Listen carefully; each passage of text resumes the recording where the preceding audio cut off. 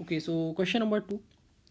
Triangle with perimeter 7 has integer side length. ठीक है, एक ट्राइंगल है, पेरीमीटर जिसका 7 है और साइड लेंथ क्या है, इंटीजर्स. ठीक है, मैक्सिमम पॉसिबल एरिया. तो पहले तो ट्राइंगल है, इंटीजर साइड लेंथ है. ठीक है, पेरीमीटर क्या है, सपोज ऐसा कुछ हमारे पास ट्राइंगल है. ठीक है, ए बी सी. हमें मैक्सिमम पॉसिबल एरिया निकालना है ऐसे ट्राइंगल का. तो हमने बोला भाई ठीक है, तो पेरीमीटर सपोज इसको हमने मान लिया ए के सामने ए, बी के सामने स्मॉल बी एंड इसके सामने C. So we have A plus B plus C is equal to 7. तो हमने क्या सोचा, एक चार्ट फॉर्म करते हैं. चार्ट फॉर्म किस तरह से करते हैं, तो ऐसे चार्ट फॉर्म करते हैं ए बी एंड सी. ठीक है, ए को अगर हम 1 कह दें, बी को 1 कह दें, तो सी 5 हो सकता है. राइट, तीनों का सम 7 होना चाहिए. बात सही.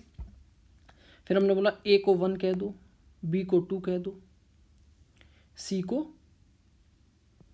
4 कह दो. ठीक है, ऐसा भी कह सकते हैं. इसको कह सकते हैं 1 3 3 भी कह सकते हैं. ठीक है, और क्या हो सकता है, और ऐसा कह सकते हैं 2 और 2 एंड 3 भी कह सकते हैं. ठीक है, इसके अलावा और क्या पॉसिबिलिटी है, और आई थिंक कोई भी पॉसिबिलिटी नहीं बनेगी. ठीक है, ये सब रिपीट हो सकती हैं. अच्छा, ये जो फर्स्ट पॉसिबिलिटी है ये कोई पॉसिबिलिटी है नहीं, क्योंकि 115 में ट्राइंगल की जो कंडीशन होती है उसको ही सेटिस्फाई नहीं कर रहा है. बात सही है. 115 में ट्राइंगल कंडीशन क्या होती है कि भाई ट्राइंगल फॉर्म होना चाहिए जब दो साइड्स का सम तीसरी साइड से ग्रेटर हो. यहाँ दो साइड का सम तीसरी साइड से ग्रेटर तो आ नहीं रहा है.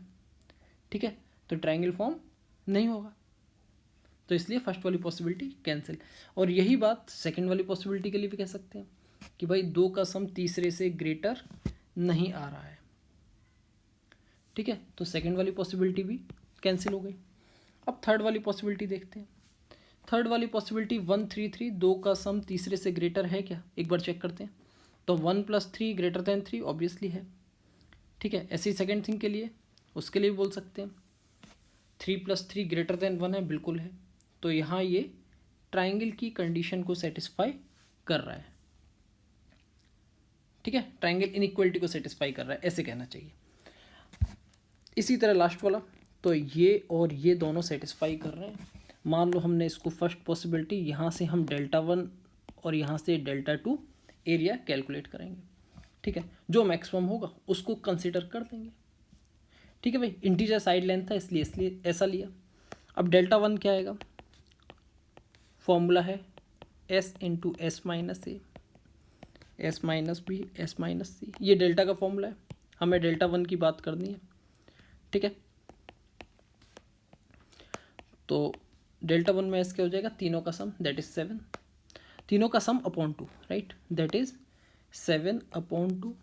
यहाँ क्या आ जाएगा, 7/2 - 1, 7/2 - 3, 7/2 - 3. देखो ये तो कंप्लीट स्क्वायर है, 7/2 - 3, इसको सॉल्व करेंगे तो 1/2 ही आएगा. तो यहाँ से हम इसको पूरे को बाहर दे सकते हैं. तो 1/2 ऊपर क्या आ जाएगा, रूट के अंदर देखो रूट के अंदर मिलेगा. इसको अगर देखें तो यहाँ से मिलेगा हमें 5/2, राइट, यहाँ से मिलेगा 7/2. तो ultimately we are getting 35/4 inside the root. तो ये क्या आ जाएगा, सिंप्लीफाई होके 35/2 आ जाएगा. So we getting Δ1 is equal to 35/4, right. ये Δ1 आ गया. ऐसे हम Δ2 कैलकुलेट कर सकते हैं. तो Δ2 के लिए थोड़ा सा स्पेस बना लेते हैं, इसी स्लाइड में आ जाएगा. तो Δ2 के लिए हमने बोला भाई Δ2, तो again same formula s × s - a. So it is 7/2, s - a, 7/2 - 2, 7/2 - 2, 7/2 - 3. तो ये क्या हो जाएगा, √7/2. यहाँ से क्या आ जाएगा, 3/2 एंड देन 3/2 एंड देन 1/2. देखो 3/2 बाहर आ रहा है और डिनोमिनेटर से ऑलरेडी 16 मिलेगा, तो 3 ऊपर से बाहर आ रहा है न्यूमरेटर से और डिनोमिनेटर से 4 बाहर आ रहा है, ये आ जाएगा √7।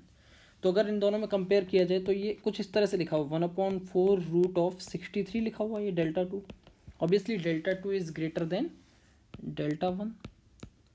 तो हमारा जो रिक्वायर्ड आंसर है वो क्या होगा, रिक्वायर्ड आंसर होगा 2,2,3।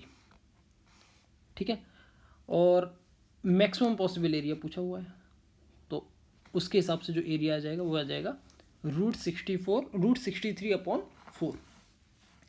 आई होप समझ में आ रहा होगा ये।